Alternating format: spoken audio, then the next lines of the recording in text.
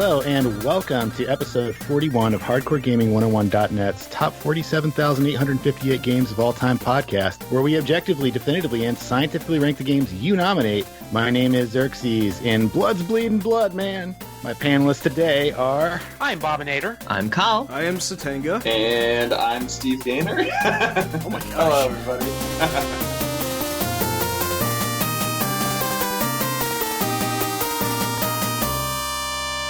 Oh my god, we've got one of those people who makes games here. How are we going to talk about games with somebody who makes them? We'll wing it. Yeah, believe me, it's easier than it sounds. You'll get the hang of it real quick. On this podcast, we have 3 rules. Rule number 1, all rankings are final, official, and scientifically accurate. Rule 2, you can nominate one game via 5-star review on iTunes or Stitcher. We've stopped accepting nominations via Twitter for the foreseeable future. Rule number 3, you can nominate games that have already been nominated. Just don't nominate games we've already ranked. You can see for yourself which games have been ranked on the master list. Check it out at bit.ly/47k games. Okay, next game we're talking about is Jagged Alliance 2, which was nominated by @K2S on Twitter. It was developed by Surtech Canada, published by Talonsoft for Windows. Its earliest release date and territory is April 1999 in Europe. Huh. Wow.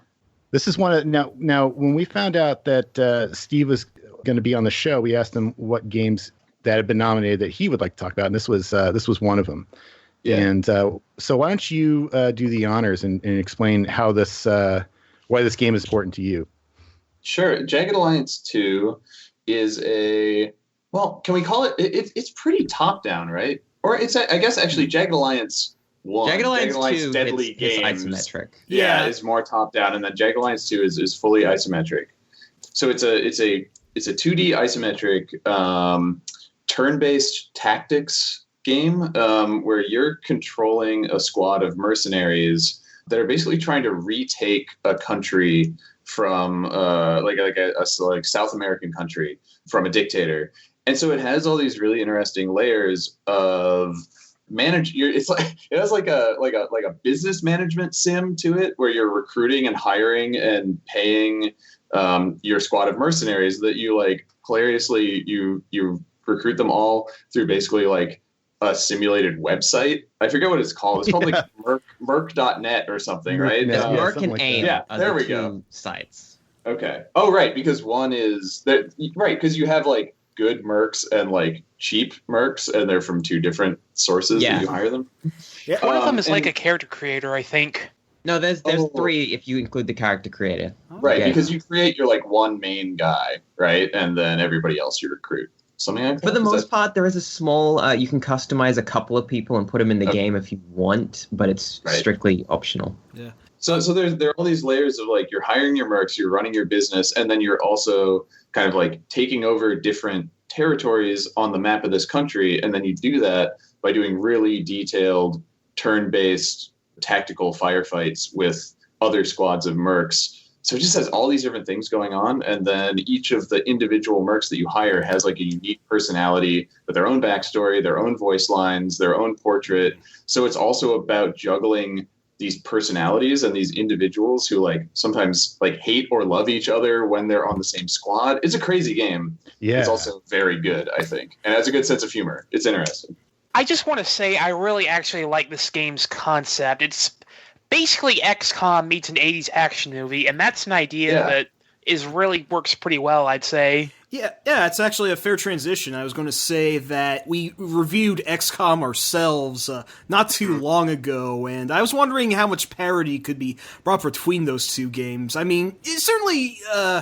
would you say that Jagged Alliance 2 is a little more accommodating? Like, it doesn't have as many layers to follow as XCOM does, so it's easier to follow, and I think easier to get into starting off the bat.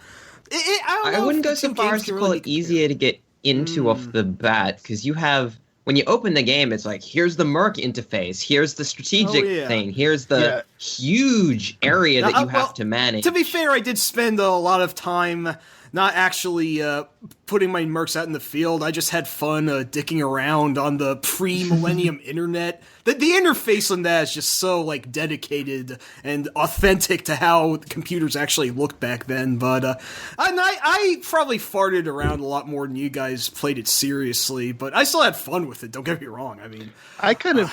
The one thing I kept looking for was like some other like indicia of like late 90s internet, like the little like working like web page in progress guy, like doing the shovel. Right. If they had that, it'd be perfect. It's hard to say a game that starts you out in a simulated computer desktop is easy to get going. But it does it. I figured it out. I didn't look at the manual when I picked it up again, so I was able to get going. No, JA2, I mean, whether or not compared to XCOM, at least compared to other strategy games, it is very much a simplified interface, and I had no problems navigating the menus and guiding everybody around anywhere, and I really like how when you're not fighting, everyone just walks in tandem across the maps, which, instead of having to individually pick everybody, I mean, it's a relatively small but appreciable feature. Well, that feature is why the game had kind of come in as some people, or it had been billed as an RPG, which did it a huge disservice, because people were picking this up in 1999, like, I'm getting an RPG, and no, they really, help them. It does kind of resemble Fallout in a way. Yeah, exactly. Yeah, the combat reminds me a lot of Fallout, with the way you've like action points and ways you can target different parts on an enemy. It's very similar, I'd say. Yeah, except the item, like the way that you like equip your character is downright granular. I say detailed as an understatement. Like when I was learning how to okay, so I've got a medic on my team, right? And this is really important to have one of these people. Mm-hmm. And then I'm like, okay, so I've got a guy who's been like shot in the belly or something. He's bleeding out. I need to heal him, patch him up. I've got the medic. I open their inventory. They've got a first aid kit.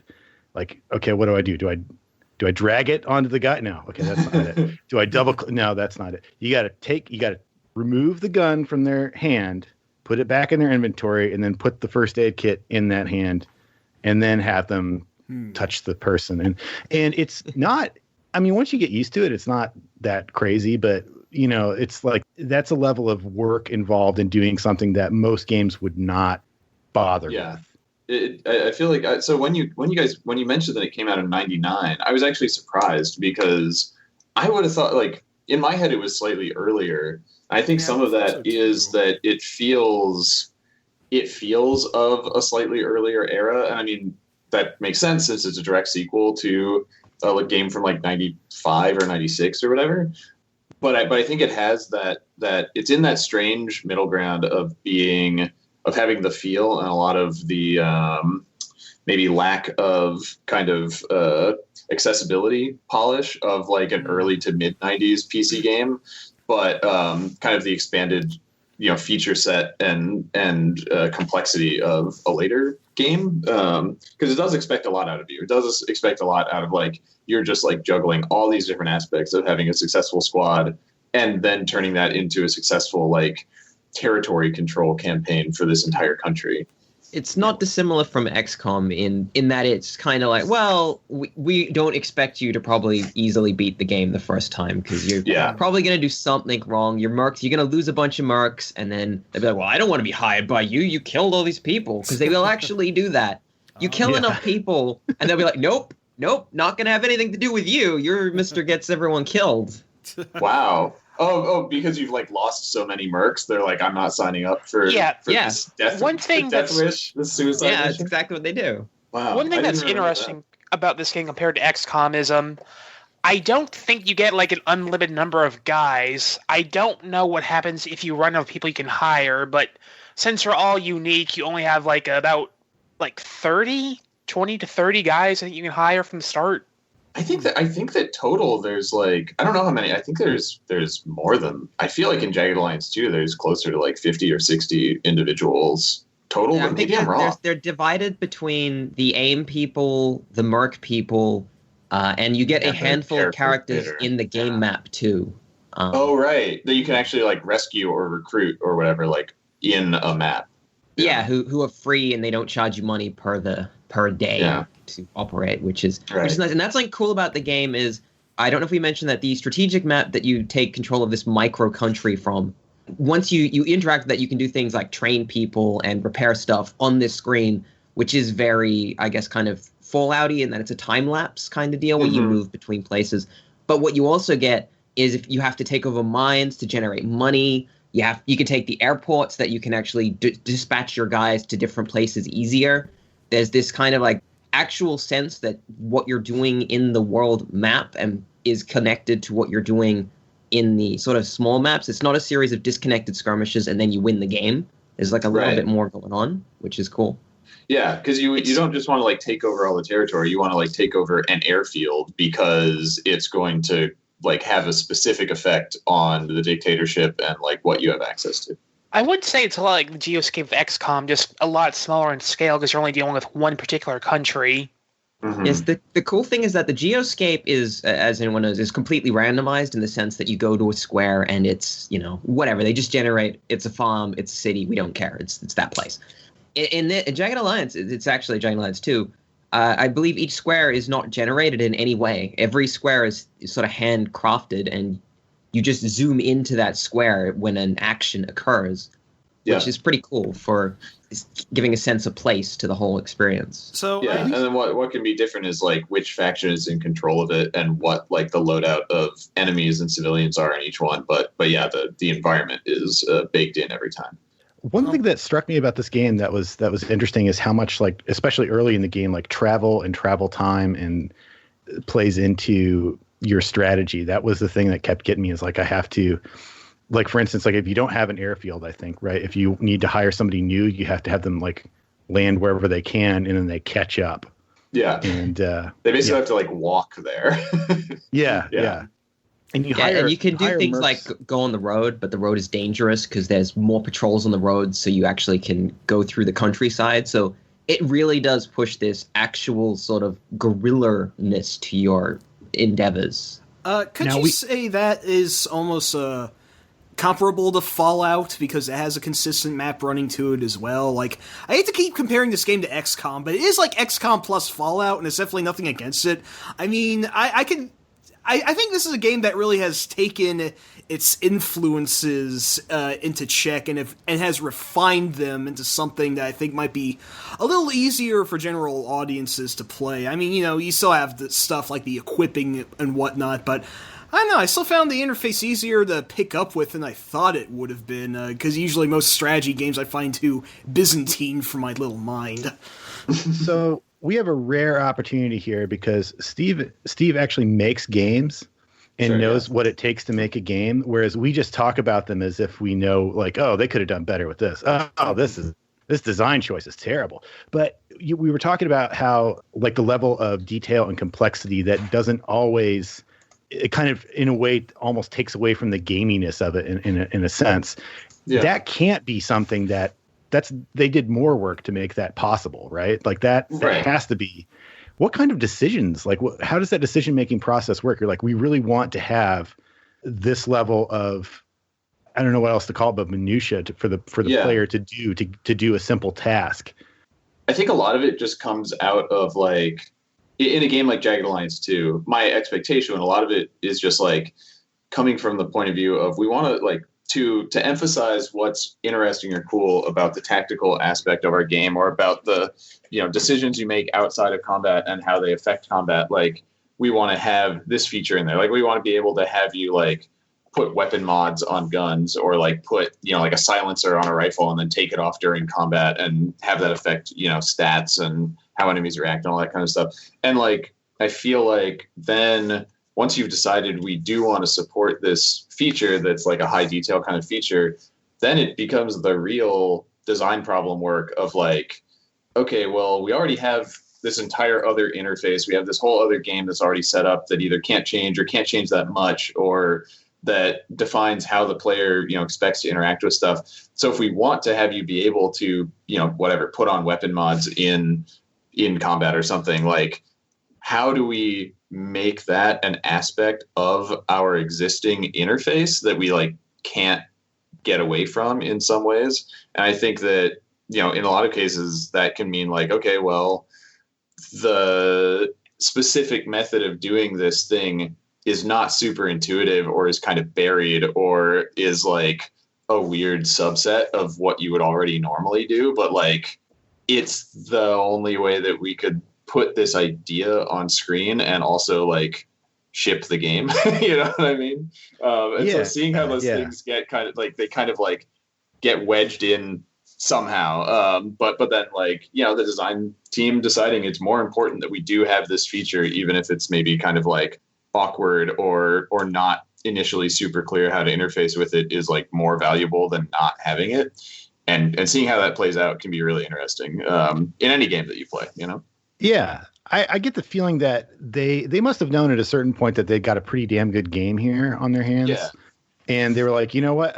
Anybody who's going to get something out of this game and really enjoy it the way they were probably enjoying it, the developers would probably be willing to tolerate a little bit of roughness or obtuseness in certain aspects of the game if it allows for all this other customization. Yeah. Well, and there's this idea of like expert features where it's sort of like, it's always that balance of if there's something that a lot of players might miss, but it's okay if you never actually interface with it. It just like gives you a little deeper, you know, relationship with the game, but it's not like you're going to totally fail if you don't understand how to do this thing. Then it can kind of be okay for it to be, you know, less accessible in that way. And I feel like that's especially like in the present day, that's almost like the defining design outlook for a lot of games, where it's just like,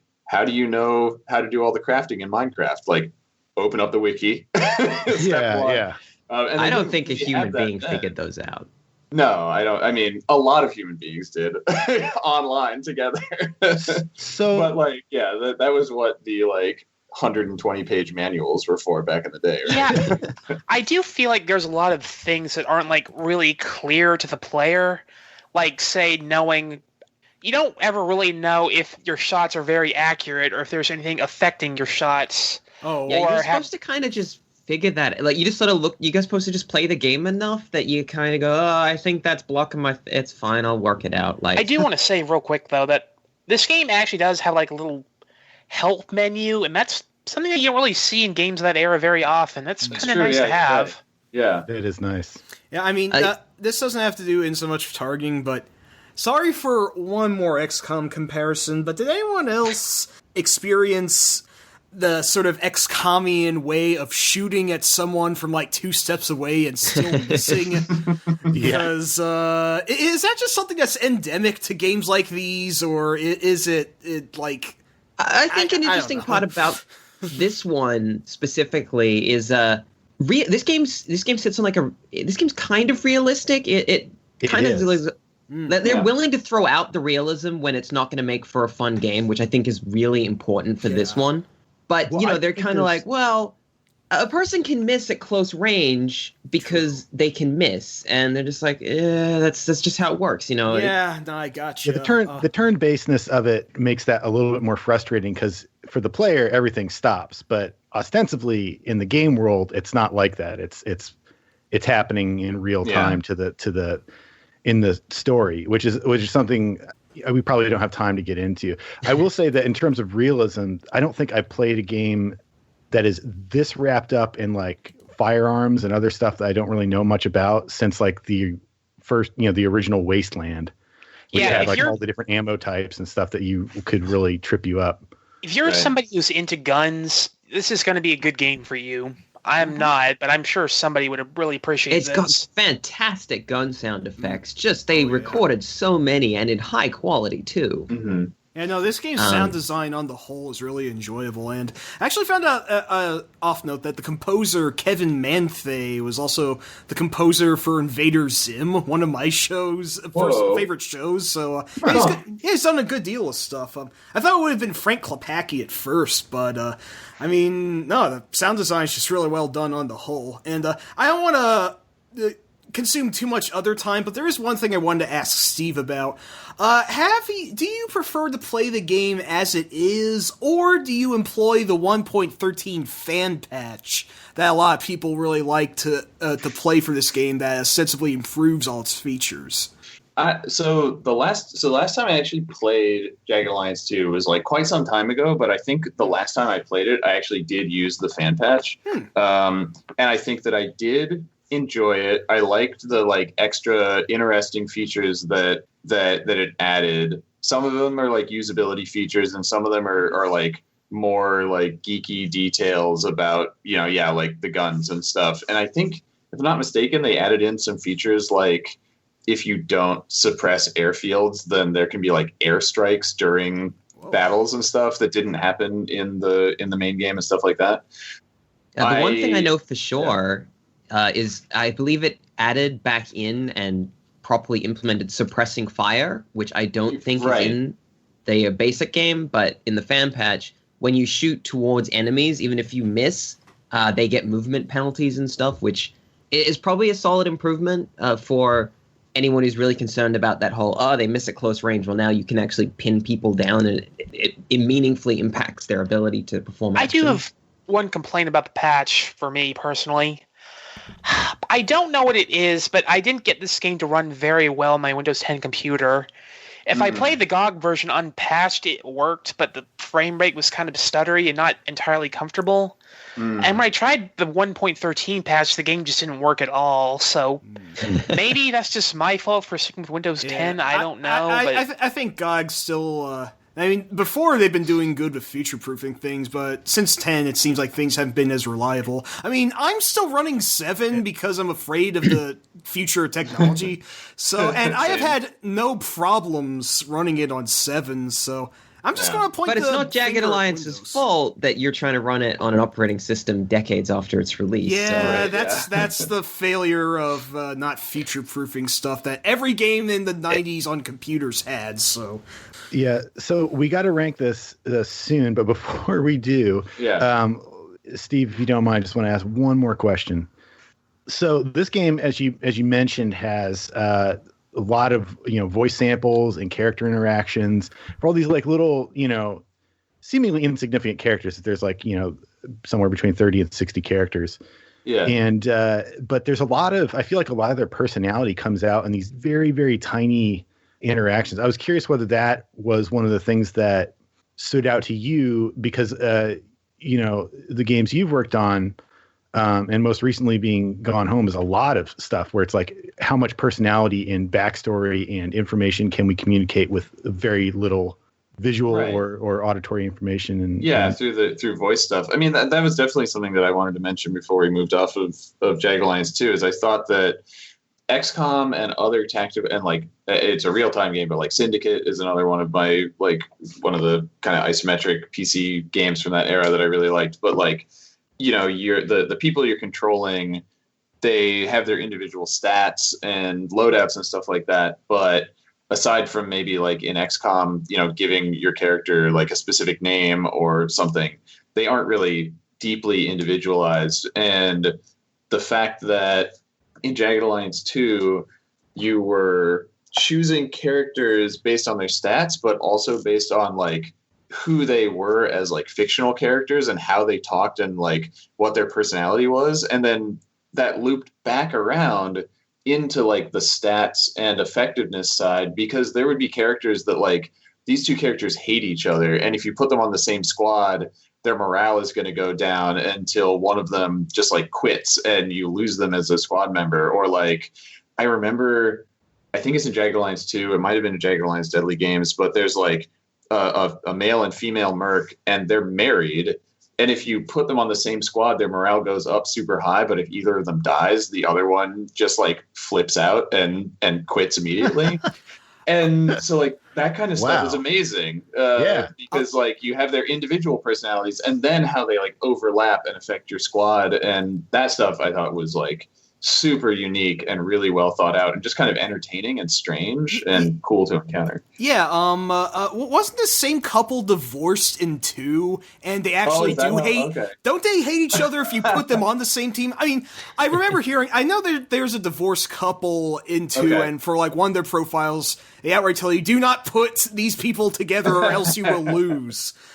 Yeah, that is a neat feature. I almost wish there'd be a little more foreshadowing as to who does work and do not, but, it's part of the game's experimentation, and I still do find a unique punch of personality that just fleshes out the context of the game that much more, so it is new in that sense. And they're like, if I remember, there are even moments where, like, if you have two characters that like each other on the squad and one of them like kills an enemy, the other one will have their portrait pop up and be like, nice shot, or whatever. Just nice. Like that kind of stuff just added so much to the feeling of these being like specific people that you were kind of invested in. So more personality than you usually get out of these strategy games. Almost like paving the way for Fire Emblem, which Fire Emblem existed while Jagged Alliance did, but not in the States yet. So, but yeah, you get what I mean. But I was about to say some of these that dialogue there, kind of conceptually. Yeah, I was about to say some of these are almost like dating sim elements. That if there's one game genre that I feel like needs to be folded over or melded with other game genres more often, it's dating sims. Like I want a dating sim dungeon crawler. I want a dating sim like trivia game. I want like. Speak Japanese because there's like 300 of them. Oh, sorry, no, I don't want to. I want to make one more point before I forget.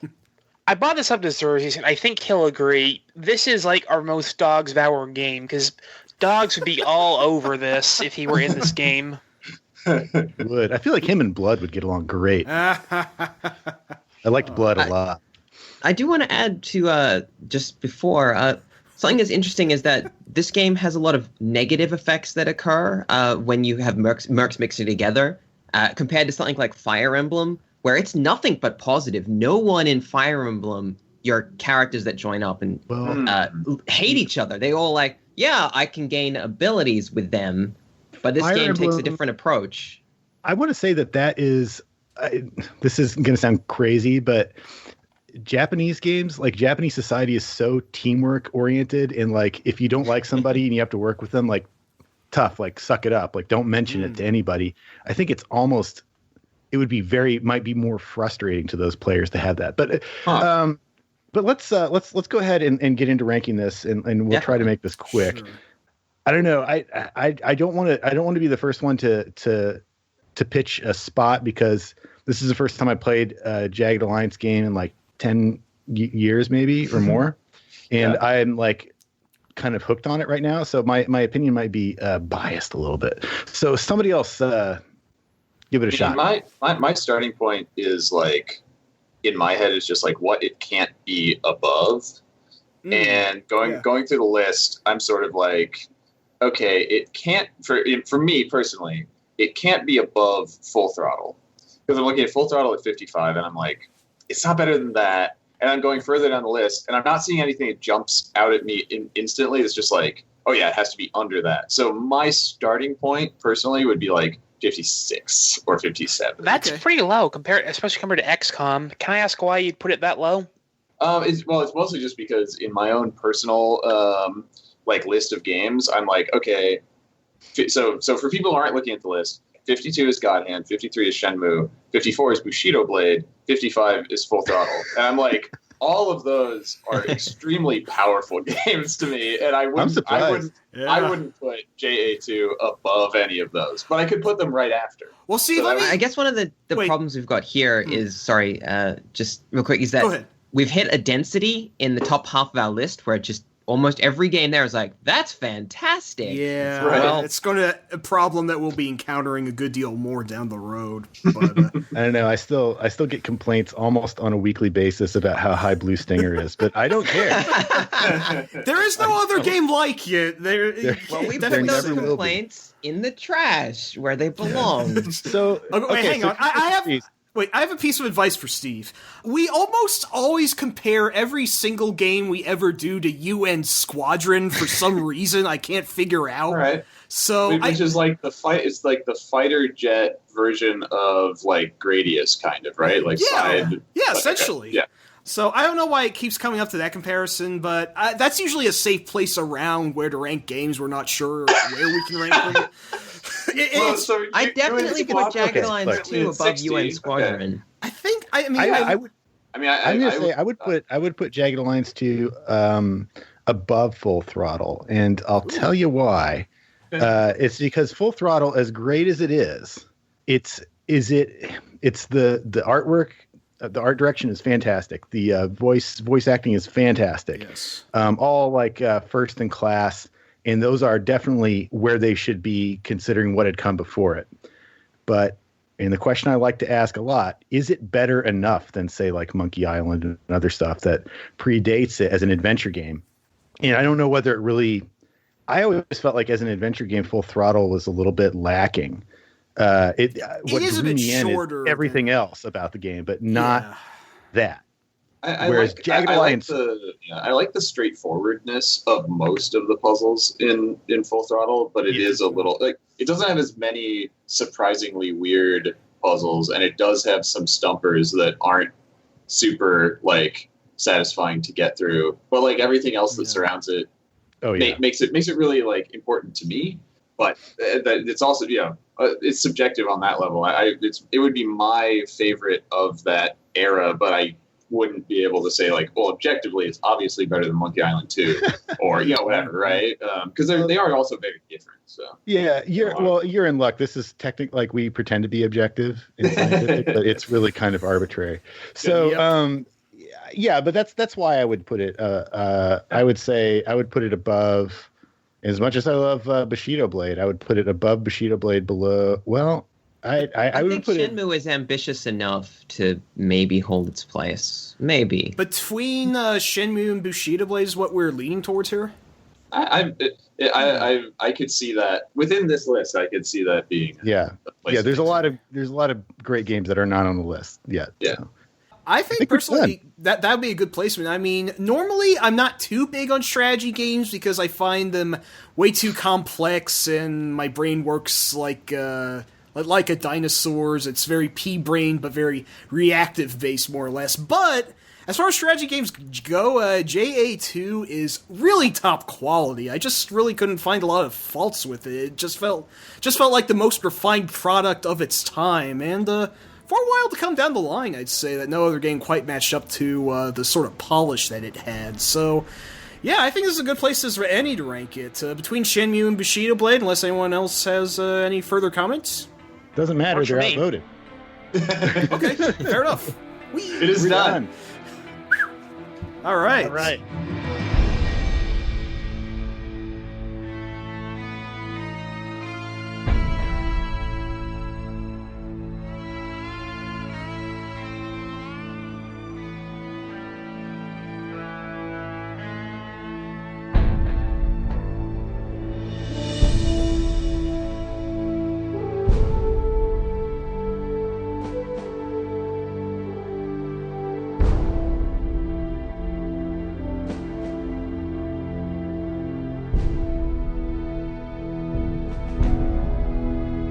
Okay, our next game we're talking about is Super Metroid. Maybe you've heard of it. It was nominated by @HoosierDave0 and @Resonance333 on Twitter. It was developed by Nintendo R&D 1 and Intelligent Systems.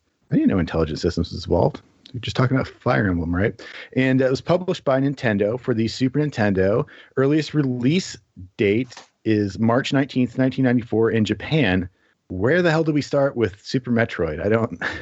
We can probably skip a lot of the basic stuff because everybody knows about this game. Yeah. And we would have covered some of it when we talked about Metroid, so you can go check out that one as well if you didn't for some reason, because we already covered the basics.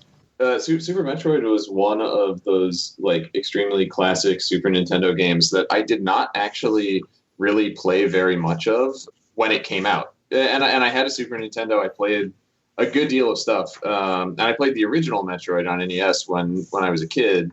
But Super Metroid was one of those games that I had never that wasn't one of the games that I played through when I was that age. And then later on, I knew it as one of these really crucial games, and I think I played a little bit of it on an emulator, and it never really clicked with me. And then finally, I played all the way through Super Metroid on the Wii Virtual Console. Ooh. When I was working on BioShock 2, because I was the lead designer on Minerva's Den, which was the story DLC for that game. And the first level, especially of Minerva's Den, was very much structured around like Metroid-esque, like it's an open like layout, but different parts of the map are locked off by you getting player abilities. And so I was like going back, and I played the original System Shock and I played Super Metroid. And those are the two things that I like played for research when I was working on Minerva's Den, because it's such a good example. It's sort of like the standard setter, along with the original Metroid, but I think it really refined it, of the idea that there's one huge interconnected map, and the only thing that's keeping you from exploring all of it is getting these different abilities that allow you to traverse the environment differently or open up gates differently, but also each of those abilities is like a combat ability that lets you deal with enemies in different ways. And just the way all that stuff interlocks is super compelling and really, really well done, especially for it being, released in the first half of the 90s. It just feels like such a beautifully designed game. So since this had a direct impact, I mean, I've talked to more than one game developer about Super Metroid, and everybody seems to have their own like moment in the game that was the thing that not necessarily clicked with them, but said like, oh, this is what I want to do. This is what I want to have. What was that moment for you, if there was one, and what were the results of that? What did it inspire? So when working on like a BioShock game, there's only so much. Like, you've got plasmids and weapons, and like in BioShock 2 we had a hack tool. So like you kind of have your palette. But in the DLC, we were able to make a new plasmid and a new weapon. The weapon just did like direct damage, but the new plasmid, we were like, what do we want to do with this new plasmid?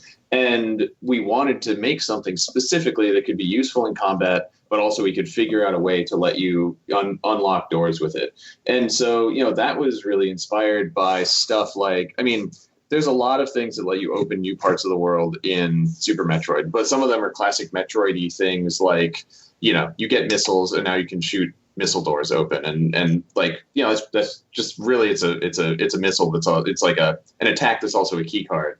But then the really impressive stuff that's like cool and inspiring is when you get the freeze ray, and then you can freeze the enemies that go back and forth, and you turn enemies into platforms so you can jump up to a higher area that you couldn't reach otherwise. And you're like, oh, this freeze ray is super valuable as a combat tool. And now these enemies that I've been seeing for hours, I think of them differently, and I affect them in a way that lets me access different areas. And that's like the stuff. When you're a designer, you're like, that's the stuff. That's really smart, and it clicks. Nobody has to tell you, you should freeze those guys so you can jump up there. You just do it, and you're like, oh, now I can get up there. And so for us, when we put the plasmid in Minerva's Den, it was called the Gravity Well plasmid, which in combat, it like sucks enemies into a central point to kind of like crowd control enemies and then does damage to them. But you throw it like a grenade. And so there are these doors that you basically throw the plasmid up over a barrier, and then it uses the suction to like pull out these like electromagnets basically to open doors. And so it's one thing that affects the enemies and the environment in different ways to basically, let you kind of understand the world differently. And that's the kind of stuff in a game like Metroid that's just like really, really cool and satisfying as a player to just like be able to observe and then use that tool in an intuitive way that lets you kind of experience the entirety of the game, which is awesome. Yeah, I think there's like there's something that the first three Metroid games do really well that I always love when I see it in another game, which is what you just described, where you've got a new ability that has more than one function, and you kind of discover them sort of organically, like in the process of playing. One of the most satisfying things to me as a person who plays way too many games is when I play a game and I feel like I figured something out, like that, oh, I'm clever. Like I can do this. I'm going to do this. Now I'm going to go here. Now I'm going to go there. I've got these ideas start popping. And although that's by design, Like, it's not like I'm really figuring anything out. I'm doing exactly what the developers wanted me to do.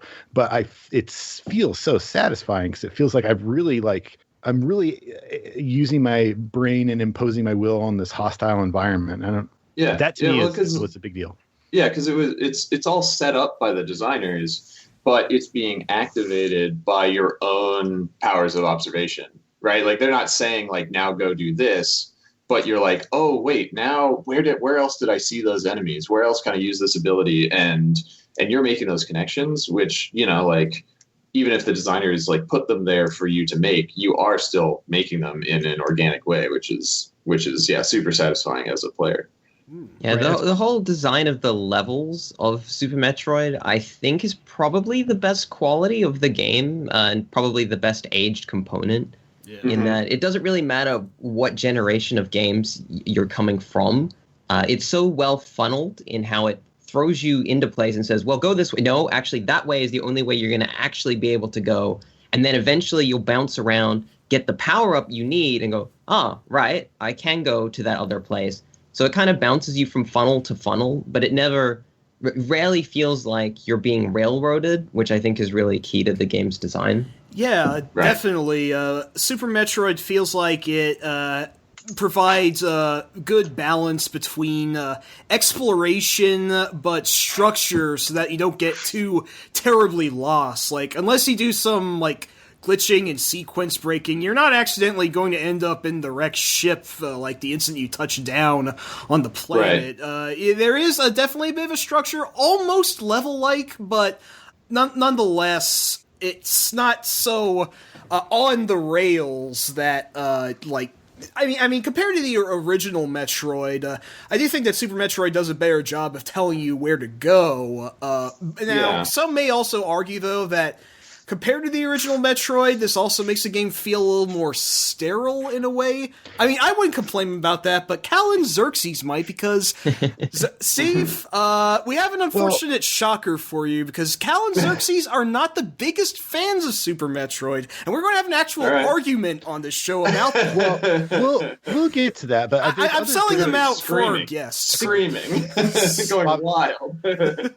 I have played Super Metroid. I actually used to own it. It's just, I must have been at that point in my life where I wasn't very good at games. I never made it too far. I know I at least made the Zibbies. If I had to guess, I probably got stuck at that point where you have to dash and the game doesn't explain that very well. That's one complaint I do have about the game. It doesn't always explain things very well. How does it explain the dash mechanic? Is it one of the creatures that shows you what to do? It's like a really fast bird, I think, that runs back and forth. Yeah. I think that the game doesn't have. At least I will say probably the worst thing about Super Metroid is that the wall jump mechanic tuning is like super hard to pull off. Yeah, in a way it doesn't really need to be. You're almost not required to unless you fall down the pit with the 3 little aliens that show you how to do that, but. Yeah, as a kid, I think I gave up on that point and just restarted and then never fell down there. So that's one way to get around it. I think a component is that the game doesn't have, and Metroid was really bad about this. Super Metroid has a little bit element of it. There's no ultimate fallback if a player just keeps not being able to figure out a solution or a situation. The game's never going to outright something like Shadow of the Colossus eventually just says, all right, I don't care. This is how you beat the boss. Just do it. I'm sick of you mucking around. It didn't help for Colossus 12, but go on. Yeah. But whereas Super Metroid, if you get stuck, if you somehow miss the game's throwing little breadcrumbs at you, at some point you're like, oh, I don't know. I have to get someone to tell me because I'm screwed. I have to request I have to send in $9.99 for the official Nintendo Power Strategy Guide for this. Order today, man. Either that or call the hotline when your parents aren't around. Yeah, exactly.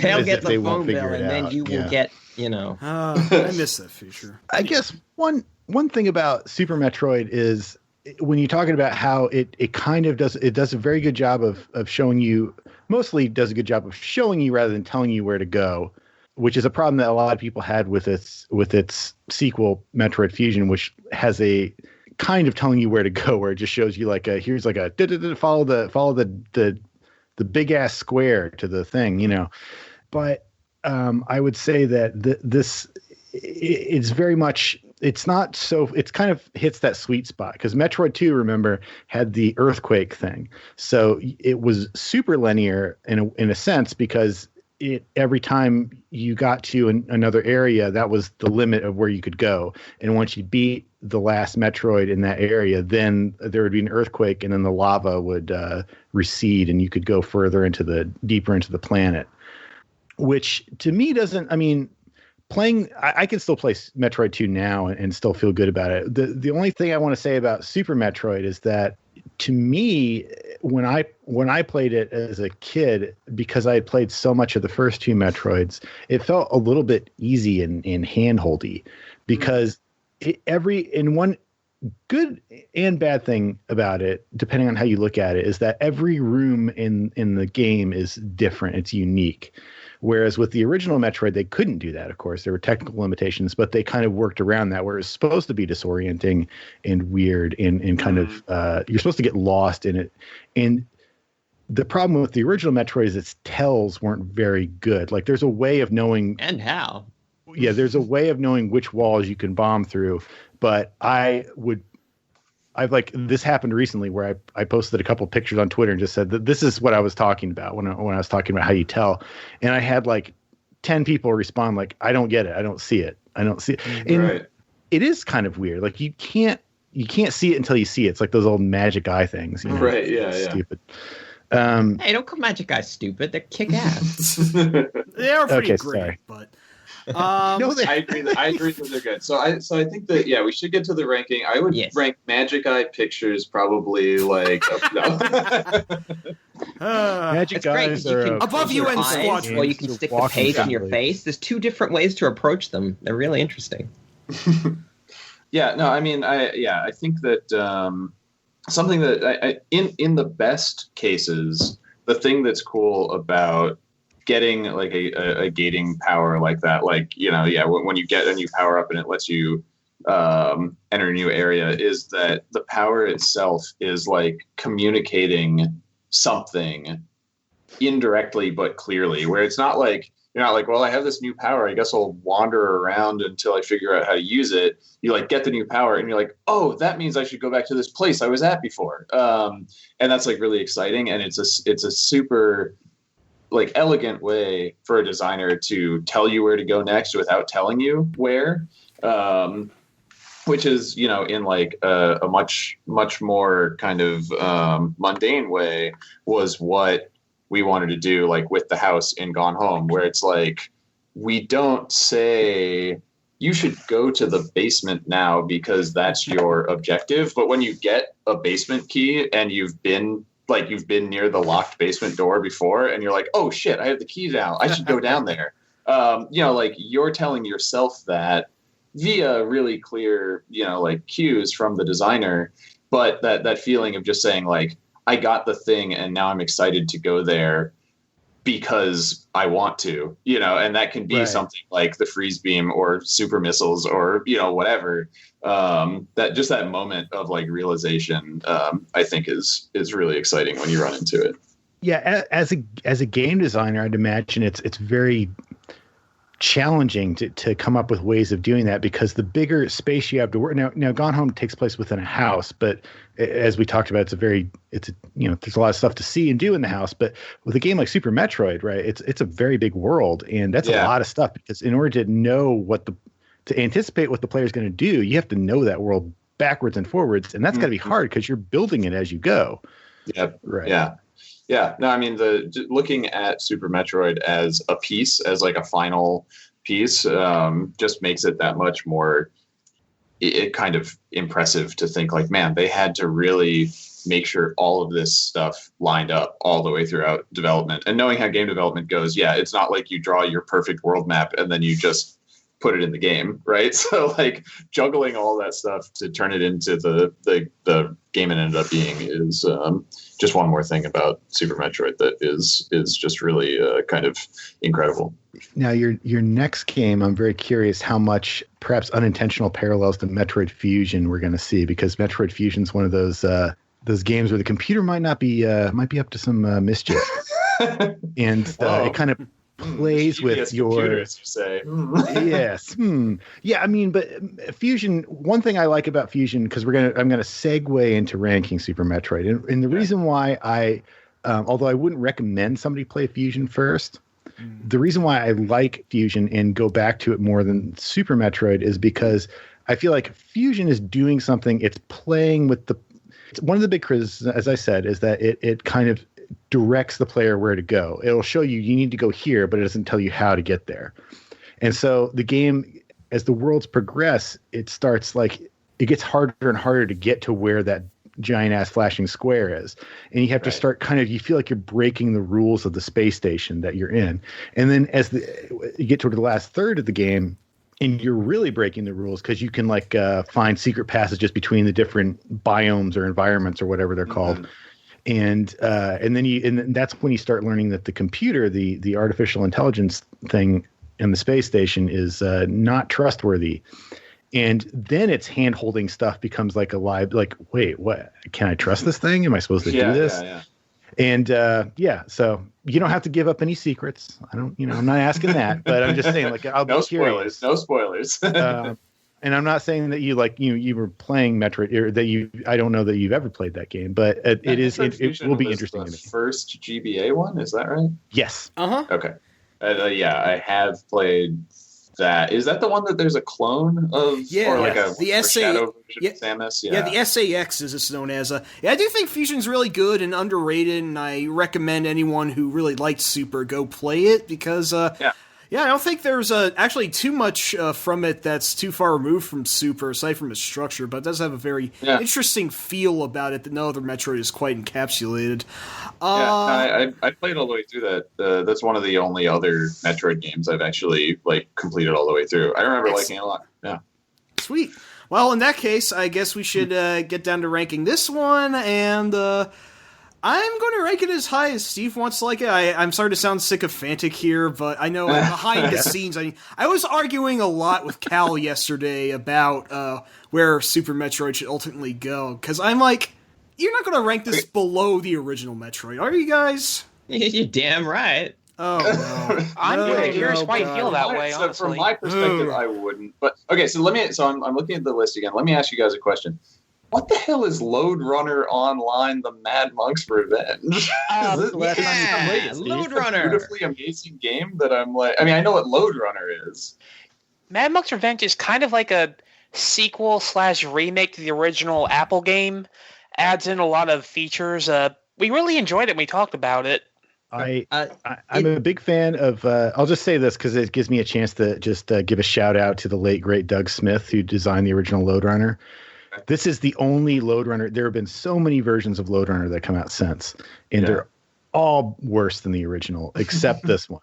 And this one, it's an example, and this is fitting because we're talking about Super Metroid here. And the question about Super Metroid, I think, ultimately is it, as I said before, is it better enough? Yeah. It's built on what came before it. Is it better enough? And that's the same thing with Lode Runner Online. Is it better enough than Lode Runner? And that's an example of a game that I would say, yeah, it is. It has the sticky floors. It plays around with the AI of the enemies as a puzzle in a way. And that is why, although I don't like Super Metroid better than the original Metroid, I'm a diehard, dyed-in-the-wool Metroid fan. That was my favorite game when I was a kid. But I would rank Super Metroid higher in terms of... okay, good. So you don't have any problem then.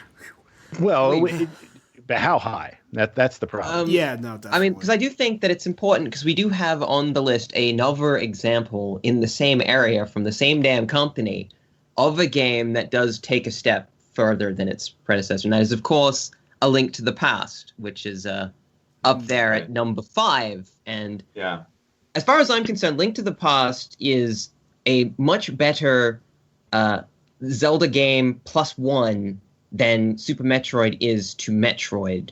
Because I feel like Super Metroid has got a coat of paint and it smooths out the gameplay a bit, but it just doesn't feel like it's as huge a step. I mean, most of the abilities, like, the ice weapons, and a lot of those are in Metroid, and they're not really tangibly different, which is fine. But I wouldn't put. I'd say that it's true that most of the things that Super Metroid improves on are largely qualitative. Like there are a number of new ideas, but the stuff that's better about it is, I think, more on the like execution level than the like all these new amazing innovations. And so I think the things that are better about it are execution on basically all levels, where some of it is tech, but some of it is like, more refined design. It has, better visuals, which only some aspects of that are because it's on an SNES. But also it does have, I think, an interesting kind of parallel to Link to the Past, because it also plays on that interesting, like, recent nostalgia, where it, is revisiting some areas and concepts from the original Metroid, but through the lens of having played with them before in like a knowing way, which is, I think, really cool and interesting, especially for that, for 1994. Right. And with it tells a story, right? Like it kind of, like when you go back into the game in Super Metroid, you go back into like, at the end of the original Metroid, a bomb goes off and it destroys the complex or whatever. Then you can go back down in reverse in Super Metroid. And that, to me, when I was a kid, was the most affecting thing I'd ever seen in a game. Yeah. That's like, it was so, because I was like I said, I was the only kid in my neighborhood that liked Metroid at all. But yeah. Can I tell you a really quick side story about when the original Metroid? So like I'm 34, so I was born in the very early 80s. So like when Metroid, when NES, when the core NES games were coming out, I was still pretty young. And I didn't really have the skill or kind of like the mental perspective to really be able to like beat most NES games that I liked. I got like a good way through Super Mario Brothers or Super Mario Brothers 2 or Metroid or Punch-Out or whatever. But like the cool thing for me was, and I'm probably not the only person who had this experience, but I got to see the end of Metroid and the end of Super Mario Brothers 2 and the end of Punch-Out and stuff in the era before YouTube, because I had a teenage babysitter who would come over and play through the games to the end, and so I could watch. So I saw like the Metroid like swimsuit ending on an NES in whatever 1987, because my babysitter was like that good that he could clear the game in 5 hours or whatever. More effective than GameCube. Yeah. So that's just a funny that's one of my like main, or like the thing that I connect with in my brain almost most directly with Metroid was like seeing my teen babysitter beat it for me. They were so cool back then. I'll tell you this. I understand. I'm 34. I was I would have been in exactly the same place. In my case, it was my older cousin who could beat the game, and I couldn't. And I just remember my jaw like must have hit the floor when I saw that. Exactly. When I played the game by myself, it terrified me, but I couldn't stop playing. I was so scared of it. So, okay, so we got to rank this. There's so much to say, so much to do, but fortunately, there's about a billion podcasts that have talked about Super Metroid. So. Yeah, but we got to be better. That's why. Yeah, we got to rank higher than them. Yeah, exactly. I would throw Mike. I guess my starting point is you guys have all argued effectively for Lode Runner Online: The Mad Monk's Revenge. So I think that my pitch would be for below Lode Runner Online: The Mad Monk's Revenge, but above Devil May Cry. I can live with that. Okay. Yeah, shit. That's you, though. Well, no, so Tank is going to say put it at number 1, so it doesn't matter. Hey, it's already free. I really do like Super Metroid. I mean, I wouldn't place it above Super Mario 64 or Doom, but it really is a hell of a game, and I do think we do have to give it its accolades. I mean, I think anyone ever given would probably put Super Metroid in their top 10 SNES games ever lists of how many the hell there are of those on the internet, so... No, yeah, I will say really the game has probably influenced more developers than almost any game that exists. So in that regard, it is an incredibly important game. I mean, probably most notably, it was likely a heavy influence for Koji Igarashi, and that's where we got the sort of second wind of the Castlevania series with Symphony of the Night onwards. Which are fun games, but do not do the heavy lifting that the Metroid game, the first 3 Metroid games did, or the first 4 Metroid games did. Definitely. Honestly, Cal. Yeah, go ahead. Oh, well, I was just going to say, I think that, Super Metroid being at that spot makes for a really, really strong top 10 list at this point. I know you guys have tens of thousands more games to get through, but right now that makes for a really solid top 10, I think. I'll say what Cal said puts it as Cal made a good argument for putting it, I would say, right below Doom and above Link to the Past, because it has influenced so many games that we play now. I'm a big Axiom Verge fan, for instance. That game can't exist without, it's and now, and we're on the record now, BioShock 2. So, there are in a game that makes other games better. There's no higher calling than that. I mean, my own personal perspective is like Super Metroid is like really, really high up the list for me. But trying to also look at it from like a slightly broader perspective, I think that it is totally viable to argue that the original XCOM or that Link to the Past are like, quote unquote better games or whatever. But anywhere under Doom and above Devil May Cry basically can make sense to me, I feel like, personally. The reason I wouldn't push it personally any higher than you guys already know I don't love this game, is that the actual gameplay, like the core gameplay component, the most basic bare bones sort of playing it, I don't think it's a runaway success. I think it's pretty good. I think it's a solid game to play, but it just doesn't have that sort of super, like, really fun. I'm like, everything about, like, you explore, that's really fun. You get all these abilities, that's really fun. Right. But most of the actual game is I'm just jumping. I'm just kind of quickly pressing the shoot button occasionally. But I don't feel like I'm doing that much. But that argument, I think, can be made for something like Metal Gear Solid as well, where Metal Gear Solid is like a really compelling and like important overall package, especially for when it was released. But like, especially the original game, a lot of those firefights and boss fights and like trying not to get seen by guys was not actually like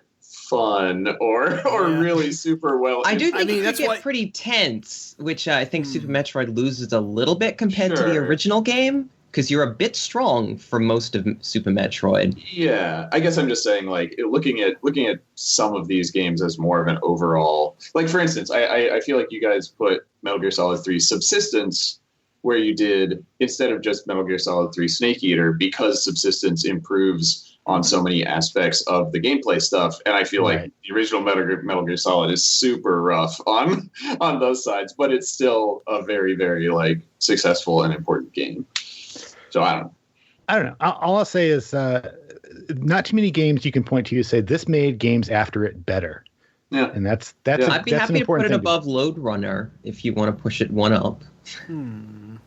All right. I'm pretty happy with where that goes, honestly. Right under XCOM? Yeah. I can appreciate what this game has done for gaming in general, and I feel like that's a big reason why it should be where it will go. Okay. Yeah. Plus, I think that's it. Yeah, plus we're going to probably get insults hurled at us by overzealous fans if we don't put Super Metroid extremely high. So between XCOM and Lode Runner Online, sounds good as any to me. I feel like I failed if I don't get those insults. Oh, personally. Well, then maybe we should rank it below Riven. Oh, don't even. Oh, I'm being a jerk.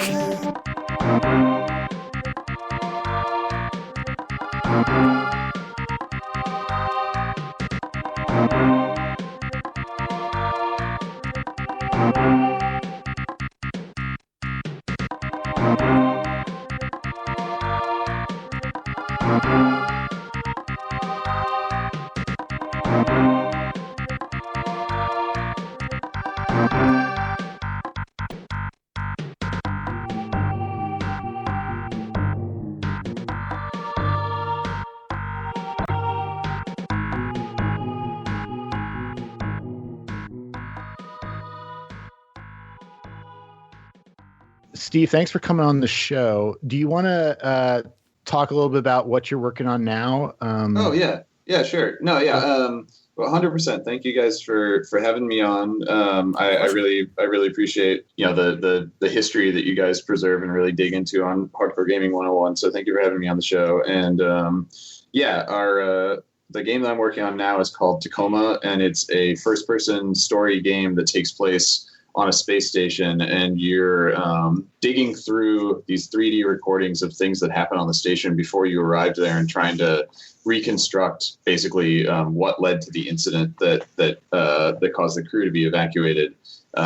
You've been sent in to retrieve the AI from the station because the company that owns it wants it back, and so during that, you're kind of discovering the real events that happened in the lead up to your arrival. So that's going to be on PC and Xbox later this year. You can go to tacoma.game if you want to find out more about it. Or you can follow me on Twitter at Fulbright, FULLBRIGHT, for... I was literally tweeting pictures of my cat while we were recording today. So good content like that, as well as actual updates on our game, will be there if you want to check it out. Great. Before you go, I just want to say the Fulbright logo, as a big fan of HyperCard style, like stippling effects, and I big fan. Big fan. Awesome. We praised the hell out of those just last episode or whatever. Yeah, we did Deja Vu last episode. Yeah, Deja Vu. Phenomenal. Yeah, absolutely. No, I was just going to say that logo was done by a local graphic designer named Thomas Bradley. We were in a bar near our office, and we were talking about we wanted to redo our logo, and we were like, we want something kind of like this bar's logo, kind of like old-fashioned but fancy. And then we were like, we should Google who did this bar's logo. and then he just did our logo. So, hey, nice. I'm sorry for being somewhat quiet, but I just had a great time just listening to your thoughts and everything. And thank you very much for being willing to share those with us tonight. Yeah. No, by all means. Once again, thank you guys for having me on. It was a lot of fun to talk about these games. And one more thing. Sorry to keep piling on here, but everybody check out Steve's Recall blog on Tumblr, because I had no idea he was the guy behind that until about a week ago. I'm like, that's my favorite Tumblr ever. Holy crap! Oh, awesome. So, really? Wow. Yeah, so if you need some inspiration for cyberpunk, which is an aesthetic that I totally adore, give it a check. But the man of many hats here. Yeah, it really is. It really is. It's the URL is recall.me. It's REKALL, like the company in Total Recall. I throw weird images, like kind of futuristic cyberpunky images that I find up on there. It updates 4 or 5 times a night. Bookmark that guy if you want some visual inspiration. Definitely. That guy's great. He really is. What can I say? That's all for this episode of Hardcore Gaming 101's Top Games Podcast. Special thanks goes out to at Hoosier Dave 0, at Resonance 333, and at QAY2S on Twitter. Thank you guys for nominating those games, and thanks as well to those of you we didn't get to yet. We will be getting to you soon.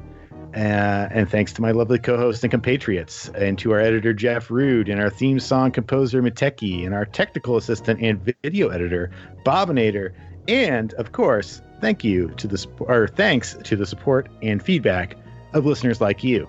You can support this podcast by making a small monthly donation at patreon.com/HG101. I know I did.